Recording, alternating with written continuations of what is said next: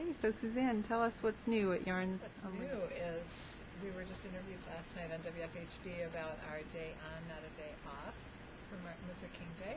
It's from 11 to 4, and we will be inviting the community, all ages, to come and either learn to knit or just sit and knit for charity. Wonderful.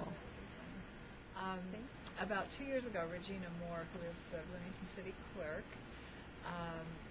came to Yarns Unlimited wanting to learn to knit because she had a friend whose husband had leukemia and was going to lose his hair.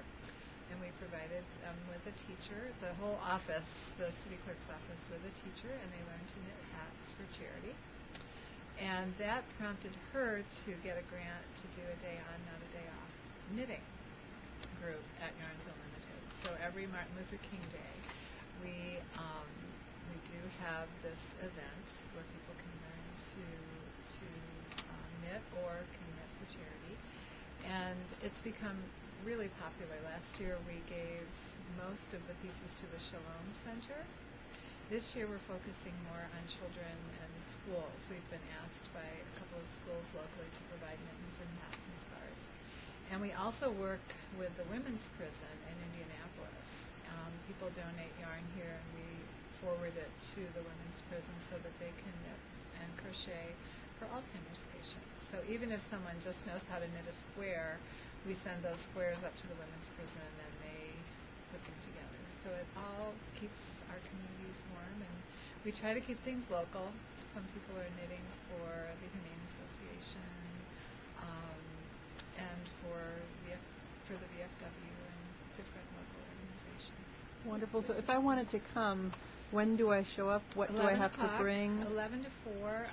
We do ask that you either bring yarn and knitting needles or purchase some here. We do give a discount for any knitting for charity at any time. If we know that you're knitting for charity, we give a 10% discount.